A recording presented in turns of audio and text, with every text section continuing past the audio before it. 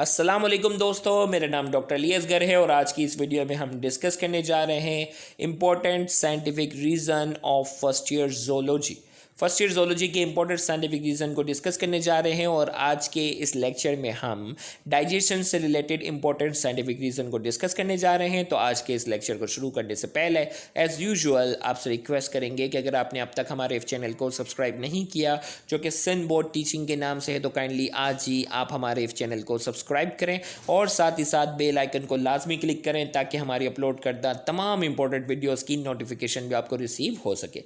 तो आइए स्टार्ट करते हैं। Why hydra has both type of digestion. भाई हाइड्रा के पास जो है वो दो किस्म के डाइजेशन क्यों होते हैं।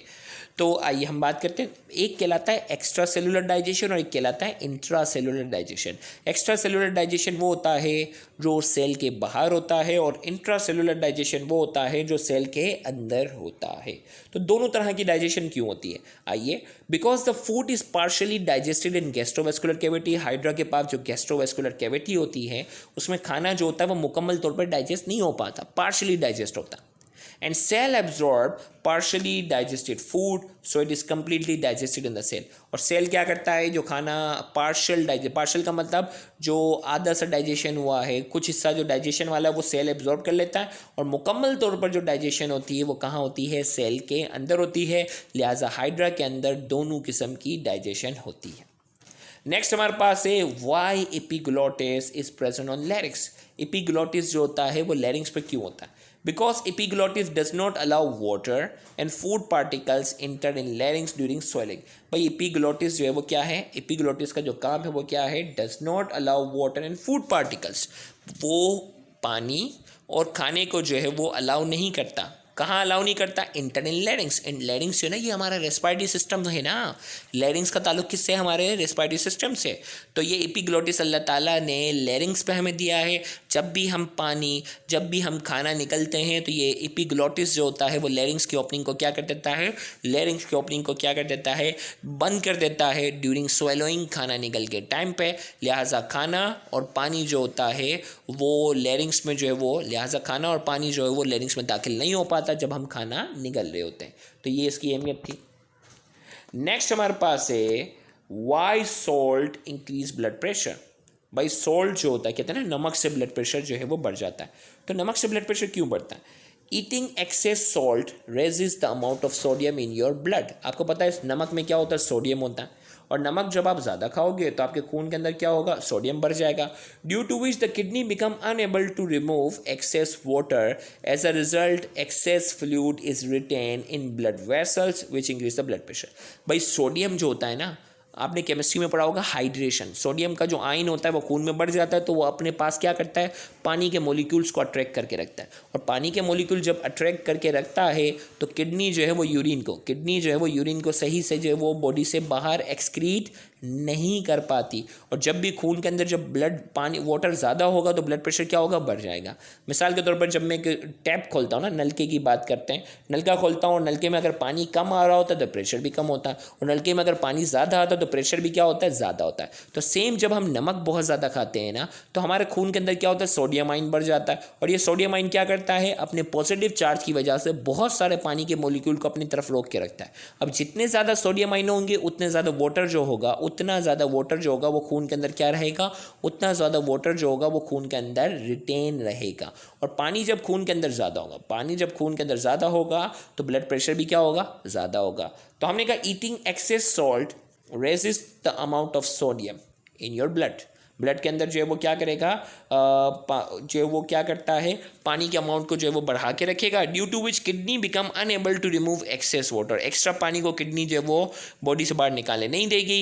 As a result excessive fluid is retain in blood vessel, जिसके नतीजे में क्या होगा, एक्स्ट्रा फ्लूइड जो होगा वो खून के अंदर जो है वो रिटेन रहेगा, विच इंक्रीज द ब्लड प्रेशर, जिसकी वजह से ब्लड प्रेशर क्या होगा, इंक्रीज होगा। नेक्स्ट हमारे पास है why excess salt is added in pickles. The excess salt is added in pickles to decrease its water potential so that none of the bacteria can grow in pickle. अब कहते हैं ना कि किसी भी चीज़ को जो हम स्टोर करते हैं ना तो उसमें हम नमक लगा देते हैं। नमक लगाने का फ़ायदा ये हो जाता है कि उससे वो ख़राब नहीं होता। जैसे ड्राई मीट होता है, गोश्त होता है ना, गोश्त को सुखाने के लिए रखते हैं, मछलियों को सुखाने के लिए रखते हैं, तो उसमें बहुत सारा नमक लगा देते हैं। तो नमक लगाने का फ़ायदा ये होता है कि एक्स्ट्रा बैक्टीरिया जो है वो वहाँ ग्रो नहीं कर पाते। Can not none of the bacteria can grow in pickles, वो एक्स्ट्रा जो है वो ग्रो नहीं कर पाएंगे। नेक्स्ट हमारे पास है why HCl and proteolytic enzyme produce by stomach do not digest its own wall. भाई हमारे स्टमक है ना, उसके अंदर क्या होता है, HCl हाइड्रोक्लोरिक एसिड, और दूसरा क्या है प्रोटियोलाइटिक एंजाइम, ऐसे एंजाइम जो प्रोटीन को क्या करते हैं, डाइजेस्ट करते हैं। तो ये हमारे स्टमक की वॉल जो है ना, हमारे स्टमक की जो वॉल है उसको क्यों डाइजेस्ट नहीं कर पाते, आइए उसकी बात करते हैं। Because mucus covers the inner lining of the stomach, that's why proteolytic enzyme do not digest the wall of stomach. देखिए भाई, अगर मैं स्टमक यहाँ जनरली अगर आपको बना के बताऊँ, वैसे तो थ्योरी के लेक्चर में मैंने बताया था, अब यहाँ क्या होता है, बहुत सारी म्यूकोसा की क्या होती है, लेयर होती है। अब अगर यहाँ HCl हमारे पास है ना, अब अगर HCl अगर यहाँ है तो ये स्टमक की वॉल को नुकसान नहीं पहुंचा सकेगा। स्टमक की वॉल को क्यों नुकसान नहीं पहुंच सकेगा, क्योंकि यहाँ क्या है, म्यूकोसा की पूरी एक लेयर मौजूद होती है जो स्टमक की वॉल को डाइजेस्ट करने से क्या करती है, बचाती है। तो यहाँ हमने कहा because mucus cover the inner layer of stomach, mucus क्या करता है, लेयर स्टमक की इनर लेयर को कवर करता है, that's why proteolytic enzyme do not digest wall of stomach, stomach की वॉल को फिर वो डाइजेस्ट नहीं कर पाते।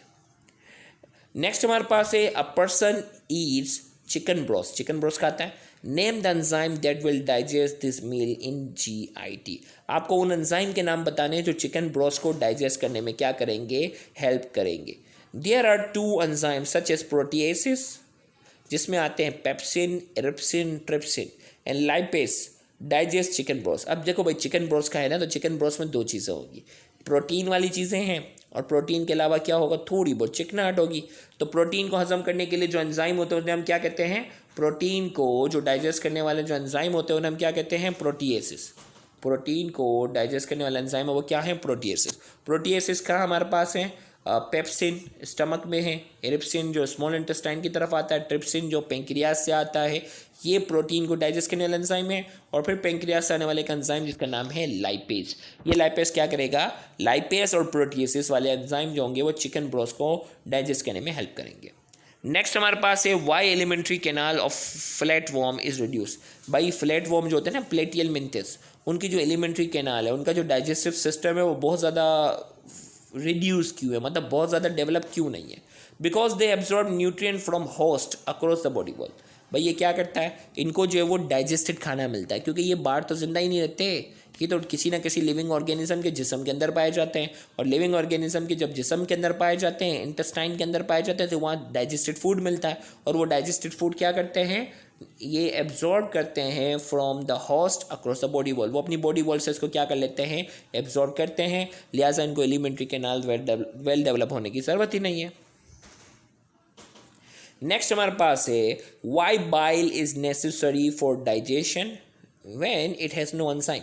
भाई बाइल जो है वो डाइजेशन के लिए क्यों ज़रूरी है जबकि उसके पास कोई एंजाइम नहीं होता। जबकि हमने देखा ना, हर वो लिक्विड जिसमें एंजाइम होता है वो डाइजेशन में मदद देता है, लेकिन हमने कहा कि बाइल जो है वो डाइजेशन के लिए क्यों नेसेसरी है जबकि उसके पास कोई एंजाइम नहीं होता। तो हमने कहा because it helps in the physical digestion of large fat molecule into smaller ones and mixes it with water to form a paste called emulsion, process called emulsification of fat. हमने कहा भाई Biles जो है वो digestion के लिए इसलिए ज़रूरी है because it help in physical digestion, ये केमिकल डाइजेशन नहीं करवा रहा, physical digestion of large fat molecule to smaller one, ये फैट के जो लार्ज पार्टिकल्स होते हैं उसको तोड़ देता है छोटे छोटे में, एंड मिक्सेस इट वाटर, और इनको पानी के साथ क्या करता है, मिक्स करता है। पर कहते हैं ना कुछ दवाएं होती है इस्तेमाल करने से पहले अच्छी तरह मिक्स करें, तो उसमें क्या है कि भाई चिकनाहट वाली चीज़ पानी के साथ मिक्स नहीं होगी, तो ये क्या करता है कि फैट के जो बड़े बड़े पार्टिकल्स होते हैं उनको क्या करता है, छोटे छोटे ड्रॉपलेट्स में तोड़ता है, उस प्रोसेस को हम कहते हैं emulsion. Process called emulsification of fat, या उसे जो पेस्ट लाइक चीज़ बनती है उसे इमल्जन कहते हैं, और इस पूरे प्रोसेस को हम नाम देते हैं इमल्सिफिकेशन ऑफ फैट। तो ये फैट को छोटे छोटे ड्रॉपलेट्स में तोड़ने में मदद देता है, इस तरह ये डाइजेशन में भी मदद देता है। नेक्स्ट हमारे पास है how diarrhoea cause by thinking of food. अब यहाँ ये बता रहा है how diarrhoea cause thinking of food. Okay भाई, hormone called gastrin secrete act on oxyntic cell which produce HCl। अब देखो ये कह रहा है कि थिंकिंग ऑफ फूड, खाने का सोच कर डायरिया क्यों होता है। चले भाई ये क्या रीज़न है अब देखते हैं। हार्मोन कॉल्ड गैस्ट्रिन, भाई एक हार्मोन है जिसका नाम है गैस्ट्रिन, वो सिक्रीट होता है, act on oxyntic cell. ऑक्सीनेटिक cell जो स्टमक के अंदर होते हैं उसके ऊपर एक्ट करता है, और ऑक्सीनेटिक सेल क्या करते हैं, HCl प्रोड्यूस करते हैं। क्या करते हैं, HCl प्रोड्यूस करते हैं, और HCl क्या करता है, the wall of stomach and causes ulcer, this called psychological ulcer. अब देखो भाई यहाँ ये था कि गैस्ट्रिन नाम का जो एंजाइम होता है वो ऑक्सीनेटिक सेल पैक करता है, और ये ऑक्सीनेटिक सेल जो होते हैं वो क्या करते हैं, HCl प्रोड्यूस करते हैं, हाइड्रोक्लोरिक एसिड। और HCl जो होता है वो बहुत ज़्यादा अगर सिक्रीट हो जाएगा तो वॉल ऑफ स्टमक पे जाके क्या करेगा, अल्सर कॉज करेगा, और इसे कहते हैं साइकोलॉजिकल अल्सर। और इसी साइकोलॉजिकल अल्सर की वजह से डायरिया भी हो सकता है। नेक्स्ट हमारे पास है why we don't drink water after meal. हमें खाने के बाद पानी क्यों नहीं पीना चाहिए।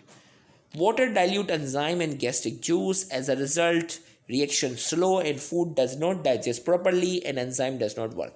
कहते हैं ना खाने के फ़ौरन बाद हमें जो है वो पानी नहीं पीना चाहिए। तो वजह क्या है, खाने के बाद जब हम पानी पीते हैं तो पानी क्या कर देता है, एंजाइम को डाइल्यूट कर देता है, और एंजाइम जब डाइल्यूट हो जाते हैं तो वो सही से काम नहीं कर पाते, खाना जो है वो सही से हजम नहीं होता। नेक्स्ट हमारे पास है how dental plaque form. Dental plaque जो दांतों पे जो होती है बीमारी, वो क्यों होती है। Dental plaque develop by the food in the roots store of food and bacteria in the root of teeth. It cause we don't brush our teeth. हम जब दांत प्रॉपरली जब ब्रश नहीं करते, या उन लोगों में होता है जो सही से ब्रश नहीं करते, तो जो खाना हमारे दांतों की रूट्स में जाके फंसा हुआ होता है वहाँ बैक्टीरिया प्रोड्यूस होते हैं, और वो वहाँ क्या करते हैं, डेंटल प्लेक की बीमारी कॉज करते हैं। How liver contribute in the digestion of food. Liver जो है वो खाने की डाइजेशन में कैसे मदद करता है। तो अभी हमने बात की थी बाइल के हवाले से, तो बाइल कौन सिक्रीट करता है, बाइल जो है वो कौन सिक्रीट करता है, लीवर प्रोड्यूस बाइल। और बाइल का काम क्या होता है, इमल्सिफिकेशन ऑफ फैट। ये चिकनाहट वाली चीज़ों को, फैट को छोटे छोटे ड्रॉपलेट्स में तोड़ता है, तो छोटे छोटे ड्रॉपलेट्स में तोड़ता है, इस तरह डाइजेशन में क्या करता है, मदद देता है। तो यहाँ जाकर डाइजेशन से रिलेटेड हमने जो है वो इंपॉर्टेंट साइंटिफिक रीज़न को डिस्कस किया। इंशाल्लाह नेक्स्ट लेक्चर में नए चैप्टर के इंपॉर्टेंट साइंटिफिक रीज़न को डिस्कस करने जाएंगे, तो उस लेक्चर को भी देखना मत भूलिएगा। Thank you very much. Allah.